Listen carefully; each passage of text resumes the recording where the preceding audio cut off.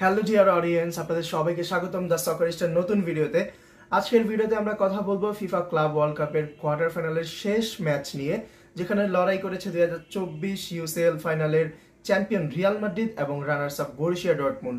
আজকের ম্যাচটি অনুষ্ঠিত হয়েছিল নিউ জার্সির মেটলাইফ স্টেডিয়ামে, যেখানে প্রায় 76,000 দর্শক উপস্থিত ছিলেন। আজকের ম্যাচটি ছিল সম্পূর্ণ উত্তেজনায় ভরা এবং নাটকীয়তায় ভরপুর। তো চলুন আজকের ম্যাচটি আমরা বিশ্লেষণ করি। ম্যাচের শুরুতেই রিয়াল মাদ্রিদ দেখিয়ে দেয় তারা ঠিক কতটা প্রস্তুত ছিল। ম্যাচের আগে আর্দা গুলার তার সতীর্থ গঞ্জালো গার্সিয়াকে বলেছিলেন, ডর্টমুন্ডের ডিফেন্সে আমি যদি সামান্য স্পেস দেখতে পাই তাহলে আমি তোমাকে লক্ষ্য করে বল পাঠিয়ে দেব। ব্যাস, হলো কিন্তু তাই। মাত্র 10 মিনিটে আর্দা গুলারের দুর্দান্ত এক অ্যাসিস্ট থেকে রিয়াল মাদ্রিদকে লিড এনে দিলেন মাদ্রিদের নতুন বিস্ময় বালক গঞ্জালো গার্সিয়া।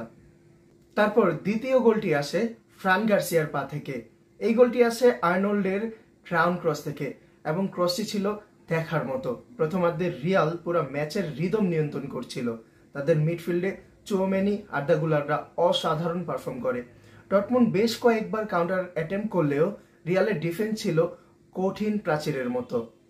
দ্বিতীয়ার্ধে ডর্টমুন্ড একটু বেশি আক্রমণাত্মক হয়, তারা বেশি পজিশন নিতে শুরু করে আর রিয়াল একটু রক্ষণাত্মক খেলতে শুরু করে। ম্যাচ যখন মনে হচ্ছিল 2-0তেই শেষ হবে, ঠিক তখনই শুরু হয় নাটকীয়তা। 90তম মিনিটের পর স্টপেজ টাইমে ডর্টমুন্ড ম্যাচে ফিরে আসে। 90+3 মিনিটে ডর্টমুন্ডের বিকল্প খেলোয়াড় ম্যাক্সিমিলিয়ান বেয়ার এক দারুণ কাউন্টার অ্যাটাক থেকে গোল করেন। স্কোর লাইন হয়ে যায় 2-1।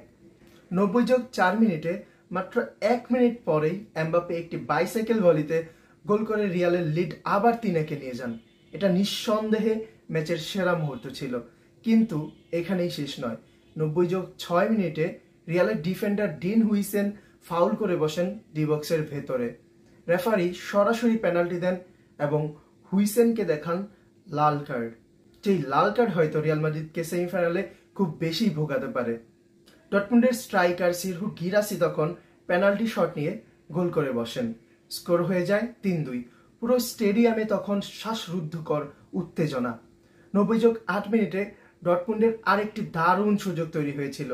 মার্সেল সাবিসার এক দূরপাল্লা শট নিয়েছিলেন, কিন্তু থিবো কোর্তোয়া বিশ্বমানের সেভ দিয়ে রিয়ালকে রক্ষা করেন। অবশেষে রেফারির শেষ বাঁশি বাজে, রিয়াল মাদ্রিদ জিতে নেয় 3-2 গোলে। তারা চলে যায় ক্লাব বিশ্বকাপের সেমিফাইনালে, যেখানে তারা মুখোমুখি হবে বর্তমান চ্যাম্পিয়ন্স লিগের চ্যাম্পিয়ন প্যারিস সেন্ট জার্মেইনের সাথে। এই জয়ের মাধ্যমে রিয়াল মাদ্রিদ আবারও প্রমাণ করলো কেন তারা বড় ম্যাচের রাজা, কেন তারা ফুটবলের রাজা। এবার আসি রিয়াল মাদ্রিদের জয়ের পেছনের কি পয়েন্ট নিয়ে, যেখানে শুরুতেই বলতে হয় জাভি আলোনসোর নতুন উদ্ভাবন গঞ্জালো গার্সিয়াকে নিয়ে। যদিও গঞ্জালো গার্সিয়া রিয়াল মাদ্রিদের কাস্তিয়া টিমের নিয়মিত পারফর্মার, কিন্তু মেইন টিমে কিন্তু তিনি কোপা দেল রের বাইরে তেমন কোনো পারফর্ম করতে পারেননি। তবে জাভি আলোনসো তাকে যেভাবে মেইন টিমে এনে ইনপুট করলেন, এমবাপ্পের ইনজুরিতে তাকে যেভাবে মেইন টিমে এনে ক্লাব ওয়ার্ল্ড কাপে কাজে লাগালেন, সেটা অবশ্যই অনেক বেশি প্রশংসনীয়।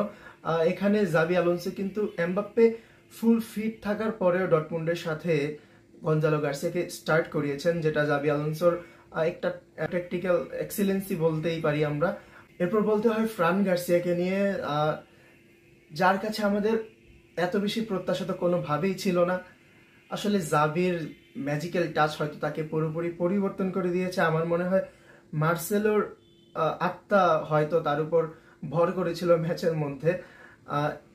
এমবাপ্পে অবশ্যই সবসময় বিগ ম্যাচ প্লেয়ার, ম্যাচের ব্যবধান গড়তে আসলে এমবাপ্পে অন্য লেভেলের একটা প্লেয়ার। সো তাকে নিয়ে নতুন করে বলার কিছু নাই। আর আলোনসোর যে ডিফেন্সিভ যে ট্যাকটিক্সগুলো ছিল খুবই অসাধারণ। যদিও ডর্টমুন্ডের সাথে 2-0 গোলে এগিয়ে থেকে রিয়াল মাদ্রিদ এতটা রক্ষণাত্মক খেলবে তাদেরকে বল দিয়ে, সেটা আমরা আশা করি নাই। তবুও বলবো যে এখানে রিয়াল মাদ্রিদ খুব ভালোই করেছে। যদিও এক্সট্রা টাইমে গিয়ে কিছুটা এলোমেলো হয়ে গেছিল, কেননা চুয়ামেনিকে কিন্তু সাবস্টিটিউট করা হয়েছিল। আর রিয়াল মাদ্রিদের এই গেমটা কিন্তু প্ল্যান করা হয়েছিল চুয়ামেনির উপর বেস করেই। সো চুয়ামেনিকে মাঠ থেকে তুলে নেওয়ার পর গেমের প্ল্যানে কিছুটা চেঞ্জ হয়েছিল, তো সেখানে রিয়াল মাদ্রিদ কিছুটা পারফরমেন্স ড্রপ করেছে। সো অডিয়েন্স, এরকম আরো বিশ্লেষণধর্মী ভিডিও পেতে আপনারা আমার সাথেই থাকুন এবং আমার চ্যানেল সাবস্ক্রাইব করুন। ধন্যবাদ সবাইকে। আসসালামু আলাইকুম।